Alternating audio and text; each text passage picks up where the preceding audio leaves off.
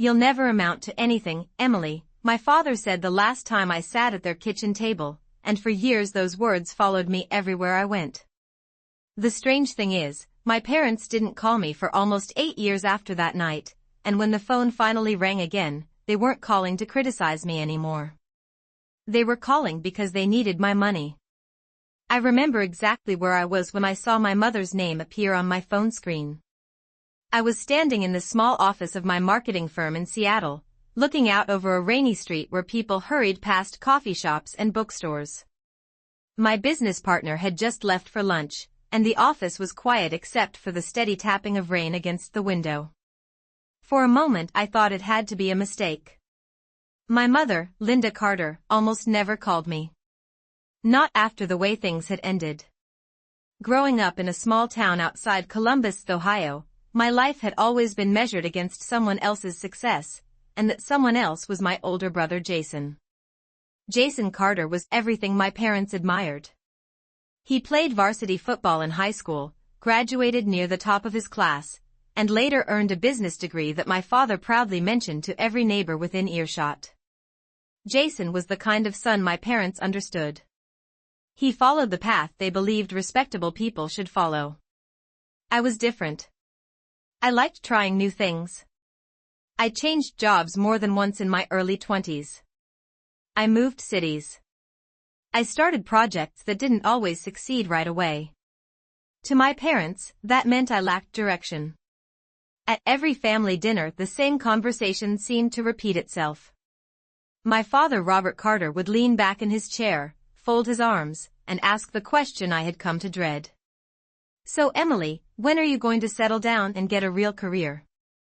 My mother would exchange a look with him that said everything without a word. Sometimes she would sigh softly, the way people do when they are disappointed but not surprised. I learned to answer politely. I learned to smile even when the room felt smaller with every comment. Eventually I learned something else. I stopped telling them about my life at all. The last time I saw them in person was during a Sunday dinner at their house. My father had laughed when I told them I planned to move to Seattle and start freelance marketing work. That's not a career, he said. That's avoiding responsibility. My mother nodded in agreement.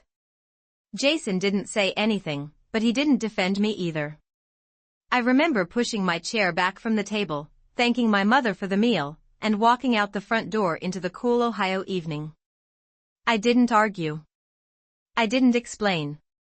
I simply left. Over time the calls stopped. Holidays passed without invitations.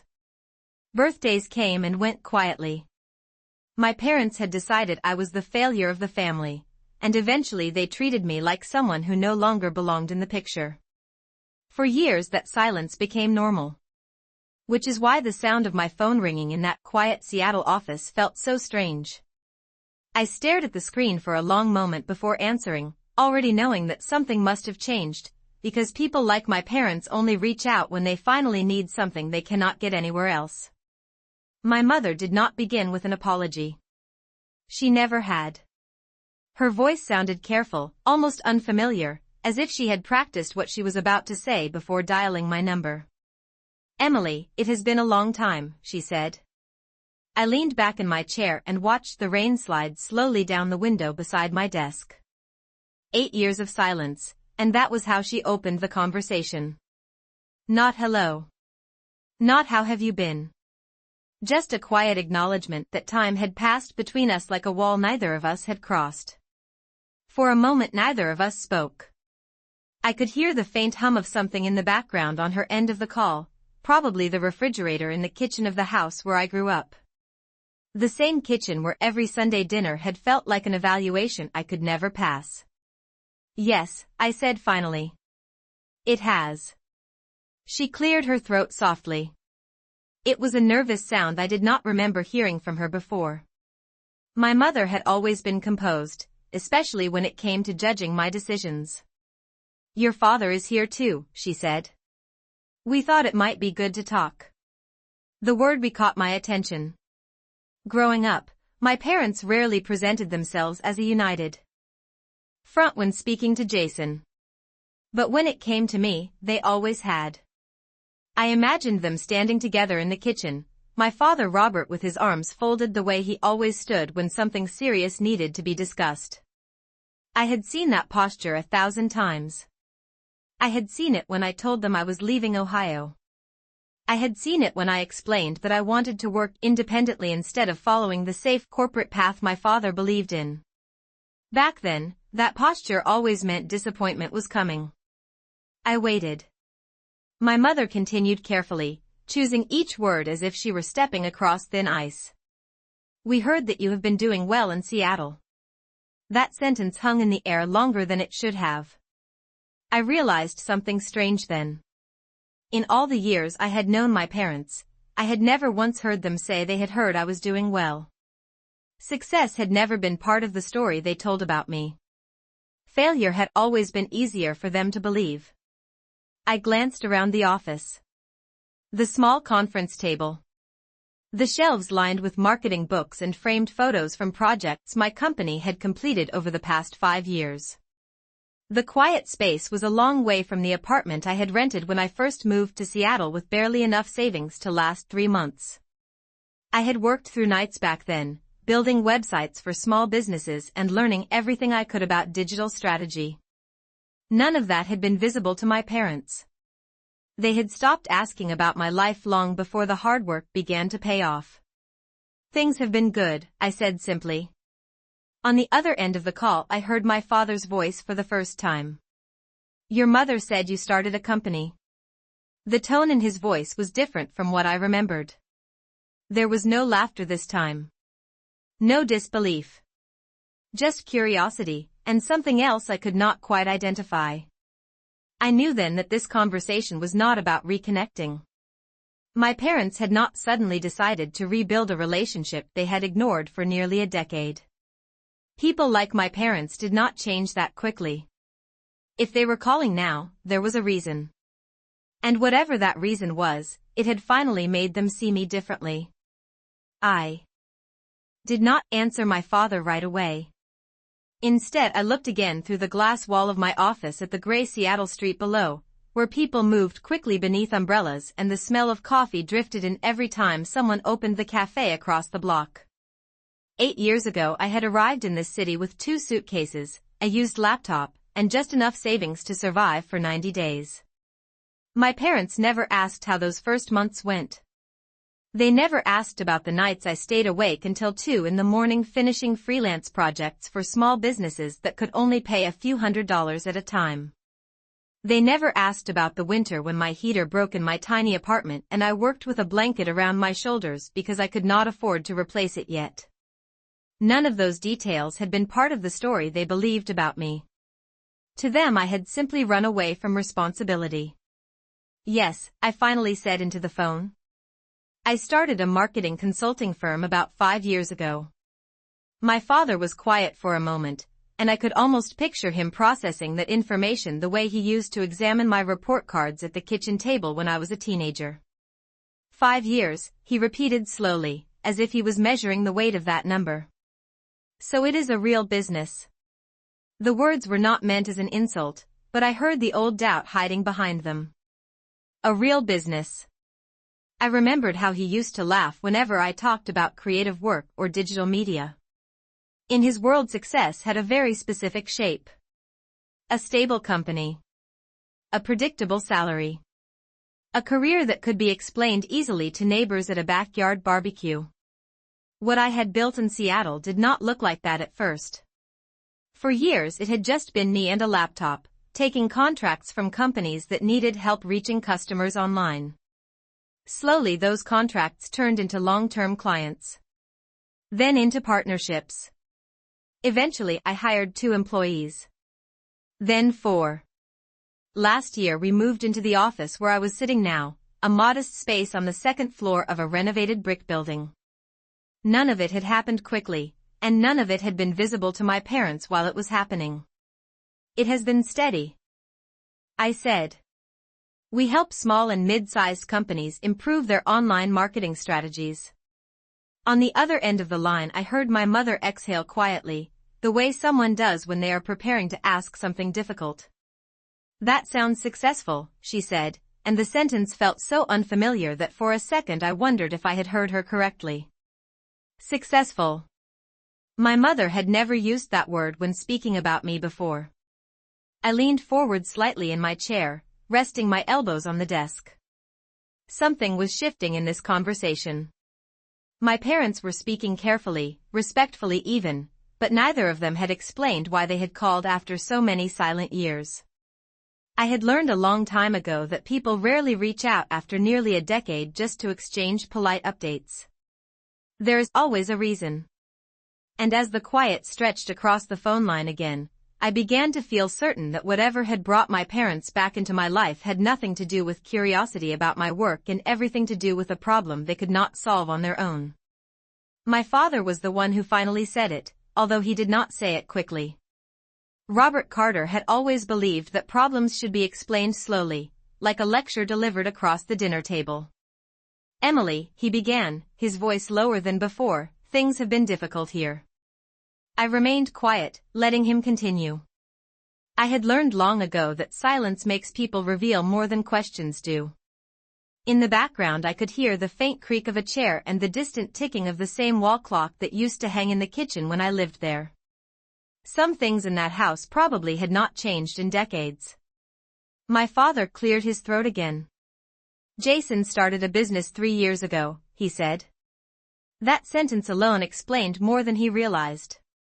My brother Jason had always been the example my parents used whenever they wanted to remind me how success was supposed to look. Jason had followed the safe path. Business school. A respectable job. Promotions that came with titles my father liked repeating to friends. Hearing that Jason had started his own business surprised me. It also told me that something must have gone wrong. My mother spoke next, her voice softer but more urgent.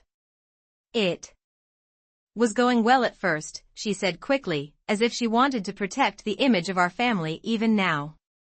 Jason had investors and a partner. They opened an equipment supply company outside Columbus. I pictured the wide highways around our hometown, the warehouses and distribution centers that sat just beyond the suburbs. It sounded like exactly the kind of venture my father would admire. Solid. Practical. Easy to explain. But the market changed, my father continued. Costs increased. Some contracts fell through. He paused again, and this time the silence on the phone felt heavier. I waited. Finally he said the words that revealed the real reason for the call. Jason's company is in trouble. My eyes moved slowly across the office. The shelves of client folders. The framed certificate from the Seattle Small Business Association recognizing our firm's growth last year. The quiet proof of a life my parents had never witnessed while it was being built. My mother spoke again, more carefully now. Your brother has been trying to keep the business afloat, she said.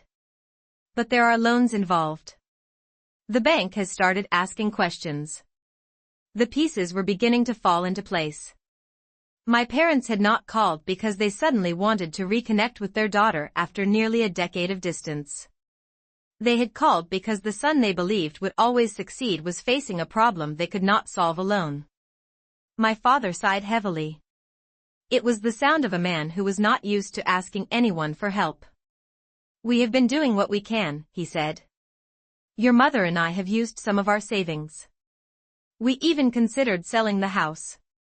That sentence made me sit up slightly in my chair.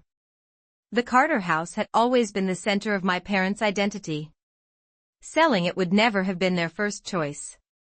Which meant their situation had to be serious. Another quiet moment passed before my mother said the sentence that confirmed what I had already begun to suspect. Someone told us that your company has done very well in Seattle. I could almost hear the hesitation in her voice as she added the final words. They said you might be able to help. For a moment I did not say anything. I simply sat there in my chair, holding the phone while the rain continued sliding down. The window beside my desk. 8 years earlier my parents had watched me walk out of their house believing I would fail. Now they were asking if I could help save the future of the son they had always believed would succeed. The irony was quiet but unmistakable. "How much trouble is Jason in?" I asked calmly. My father answered this time without hesitation, as if he had already prepared the numbers before calling me. "The company owes several $100,000, he said. "Most of it is tied to equipment leases and business loans. The bank has given them a few months to stabilize things. Several $100,000. I repeated the number silently in my mind, not because it shocked me but because I understood exactly why my parents had finally decided to call. My mother spoke again, and I could hear the strain in her voice now. "Jason has been working day and night trying to turn things around," she said quickly. "He has always been responsible. You know that." I almost smiled when she said that. Responsible. It was the same word they used whenever they wanted to explain why Jason deserved their confidence and I did not. I leaned back in my chair again and looked up at the ceiling for a moment before speaking. "Does Jason know you are calling me?" I asked. There was a brief pause on the line before my father answered. "No," he admitted. "He would not want us to involve you." That sentence told me more than my father probably intended. Jason had always believed he could handle everything himself, especially when it came to proving he was the successful son my parents expected him to be. Asking for help from the sister he had quietly watched being criticized for years would probably feel like defeat to him. My mother continued speaking before I could respond. "We understand that this is a lot to ask," she said carefully. "But we were told that your company has grown quite a bit. Someone from town mentioned that you work with major clients now." I looked across my office again. The framed newspaper article on the wall about our firm's expansion last year. The whiteboard filled with upcoming campaign plans for 3 national clients. The things my parents were only hearing about now through secondhand rumors from people back in Ohio. "The business is stable," I said slowly. "We have been fortunate." I did not mention the years of uncertainty that came before that stability. My father exhaled heavily on the other end of the call. "Emily," he said, and this time his voice sounded different from anything I remembered growing up. It sounded humble. "Your brother needs help. Your mother and I were hoping that you might consider lending him some money so he can keep the company running long enough to recover." I closed my eyes for a moment and let the words settle in the quiet of the room. For most of my life my parents had believed I would never build anything meaningful. Now they were asking me to protect the success of the son they had always trusted instead of me. I did not answer right away after my father finished speaking. I let the silence stay there between us for several seconds. In the past, silence around our dinner table usually meant that I had disappointed them again. Now the silence had a different weight. Now they were waiting for my answer. I slowly opened my eyes and looked across my desk again, taking in the quiet room that had taken me years to build. The framed photographs from company events. The award from the Seattle Small Business Association. The small bookshelf filled with marketing strategy books that I had studied late into the night during those early years. None of those things had existed the last time my parents saw me. Back then I had only been a young woman with an idea and a plan that nobody believed in. My mother spoke again when the quiet became too long. "Emily, we know this is a difficult situation," she said gently. "But Jason has always been there for the family." That sentence was familiar. It was the same reasoning they had used for years whenever they explained why Jason deserved their trust more than I did. I rested my hand lightly on the edge of my desk and spoke slowly so my voice would remain calm. "How much are you expecting me to lend him?" Another pause followed. I could hear the faint whisper of my parents speaking quietly to each other before my father returned to the phone. "Jason believes that $150,000 would stabilize things long enough to restructure the business," he said. The number did not shock me. My company had reached a point where that amount would not destroy my finances. But the money itself was not what held my attention. What held my attention was the way this conversation had unfolded. For most of my life my parents had believed that I lacked discipline and direction. Now they were asking me to provide the financial stability that their trusted son could not. I stood up slowly from my chair and walked toward the window, watching a delivery truck pull up beside the cafe across the street. Seattle moved forward around me as it always did, unaware that the past was quietly knocking on my door again through a phone call from Ohio. "Have you spoken to Jason about this plan?" I asked. My father answered quickly. "He is trying to fix things himself," he said. "But time is running short." My mother added softly, "If he can just get through the next 6 months, the contracts he has lined up could turn everything around." I nodded even though they could not see me. Their hope sounded familiar. It was the same kind of hope I had carried when I first arrived in Seattle with nothing but determination and a laptop. The difference was that when I had needed support, nobody had offered it. I looked down at the street again and finally spoke the thought that had been forming quietly in my mind since the beginning of the call.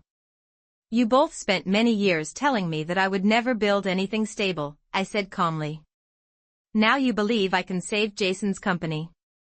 Another long silence followed. This time neither of my parents tried to interrupt it. My father did not respond immediately after I said that. For the first time since the phone call began, he seemed unsure what to say next. Growing up, that had never happened. Robert Carter always had an answer, especially when it came to explaining why my choices were wrong. Now the quiet stretched between us in a way I had never heard before. Finally my mother spoke, her voice softer than it had been earlier. "Emily," she said carefully, "we know we were hard on you." The sentence surprised me more than anything else she had said that afternoon.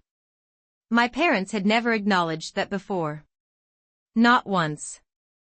When I was younger, every disagreement ended the same way.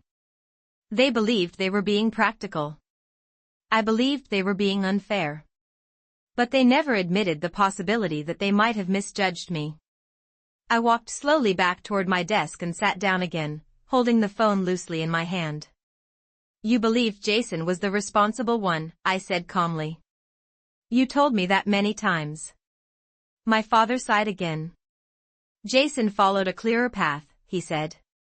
"College. A stable career. It made sense to us." His explanation sounded almost defensive now, as if he were trying to justify decisions made years ago. I did not argue with him. In many ways he was right. Jason had followed the plan my parents trusted. The difference was that life does not always follow the plans people believe are safest. My mother continued, speaking more openly than I had ever heard her before. "We did not understand what you were trying to build," she said. "The kind of work you chose was unfamiliar to us." I looked down at the smooth wooden surface of my desk, remembering the first time I had tried to explain digital marketing to them over dinner. My father had laughed and asked how helping companies advertise online could ever be considered a real profession. At the time I had not known how to defend something that did not yet have results behind it. Now the results were sitting all around me. But the people who had doubted me the most had never seen the journey. "You never asked," I said quietly. There was no anger in my voice, only the simple truth of it. My parents had not been curious about my work. They had been certain they already knew how the story would end. My father cleared his throat again. "Emily, we are not calling to reopen old arguments," he said. "We are calling because we are worried about your brother." That sentence brought the conversation back to where it had started. Jason. The son who had always been the center of their expectations. I leaned back in my chair again and let my eyes move across the office one more time before speaking. "You said Jason does not know you called me," I said. "No," my father answered. "He would not approve of asking you for help." I nodded slowly, even though they could not see the gesture. That sounded exactly like Jason. Proud. Determined to solve problems alone. And probably still convinced that his younger sister was not someone he needed to rely on. My mother's voice returned quietly on the line. Emily, whatever happened in the past, you are still family, she said. We hoped you might remember that. I listened to her words carefully. For years family had been the reason they used whenever they explained why Jason deserved patience and understanding. Now they were asking me to remember that same idea. I did not answer my mother immediately after she said that word. Family. The word stayed in the quiet space between us like something fragile that nobody wanted to examine too closely. For years my parents had used that word in a very specific way. It usually meant that I was expected to understand someone else's choices, forgive someone else's mistakes, or accept someone else's success without question. But I could not remember a time when that word had been used to protect me. I leaned back slowly in my chair and watched the gray Seattle sky through the window. The rain had slowed now, leaving thin streaks across the glass. Down on the street a man walked past carrying a cardboard box of pastries into the cafe across from my building. The ordinary movement of the city continued as if nothing important was happening, but inside that quiet office the past and the present were finally meeting each other. I do remember that we are family, I said calmly. My voice sounded steady, even to me. On the other end of the line I heard my mother release a small breath of relief, as if she believed my answer meant the conversation was about to move in the direction she hoped. But I had not finished speaking. I also remember the last dinner we had together before I left Ohio, I continued. The line went quiet again. I knew they remembered that night too. My father had laughed when I explained that I wanted to build a career helping companies grow online. My mother had shaken her head and told me I was making my life harder than it needed to be. My brother had stayed silent, which in our family usually meant agreement. You told me that I was avoiding responsibility, I said. You said the path I chose would never lead anywhere stable. My father shifted on the other end of the call. I could hear the faint scrape of a chair across the floor. Emily, we were worried about you, he said, but his voice lacked the certainty it once carried. I understand that now, I replied quietly. And I did understand it, at least partly. My parents had grown up in a world where success followed very clear rules. Work hard. Choose the safe path. Stay close to home. The life I built in Seattle had not followed any of those expectations. But understanding something does not erase the memory of how it felt. I rested my hand on the desk again and spoke slowly so every word would remain calm and clear. For years you believed Jason was the one who would build something reliable, I said. Now you are asking the daughter you called irresponsible to protect that reliability. Neither of them interrupted. I continued watching the quiet street below while the truth of that sentence settled between us. My mother finally spoke again, and this time her voice sounded almost uncertain. People can be wrong sometimes, she said softly. I nodded to myself. She was right about that. People can be wrong. Parents can be wrong. Families can misunderstand the person standing right in front of them. But the real question was not whether they had been wrong about me years ago. The real question was what I was going to do with the power their mistake had quietly given me now. I stood quietly by the window for a few seconds after my mother said that people can be wrong sometimes. The rain outside had almost stopped now, and the gray sky over Seattle looked a little lighter than it had an hour earlier. In the reflection of the glass I could see my office behind me, the desk, the shelves, the life I had built piece by piece without anyone believing it would work. For years my parents had been certain about the story they told themselves about me. I was the daughter who tried too many things, the one who did not follow the safe path, the one who would eventually come back home after learning that ambition without structure always fails. Instead, I had built something that now placed them in the strange position of asking for my help. I returned to my chair and sat down slowly, holding the phone again with both hands. My parents were still waiting on the other end of the line. Waiting in a way they had never waited for me before. I am not angry with you, I said calmly after a moment. It was the truth, even if it surprised them. Carrying anger for 8 years would have been heavy, and somewhere along the way I had simply let that weight go. What remained was something quieter. Perspective. My father spoke carefully. Emily, we know we cannot change the past. I nodded slightly. No, I said. But we can decide what we learn from it. I looked down at the calendar open on my desk, filled with meetings and client deadlines for the next 2 weeks. The life I had built in Seattle was stable because I had treated it seriously from the beginning. Every contract, every decision, every risk had been weighed carefully. If I helped Jason now, it would not be because my parents suddenly believed in me. It would be because I chose to help. That difference mattered. I am willing to speak with Jason directly, I said finally. On the other end of the call I heard my mother inhale sharply, as if she had been holding her breath waiting for that sentence. My father spoke next. You mean you would consider helping him? I leaned back in my chair again. I will consider it, I said. But not as a favor based on family expectations. I paused for a moment before continuing. If I become involved, it will be as a business decision.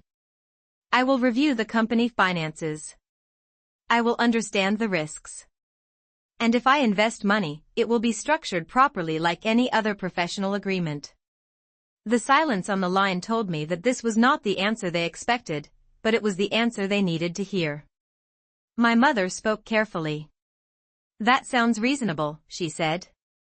I nodded again even though she could not see me. For the first time in my life, the balance of power in our family conversation had shifted. Not through anger, not through revenge, but through something much simpler. Reality. The daughter they once believed would fail was now the only person capable of deciding what happened next.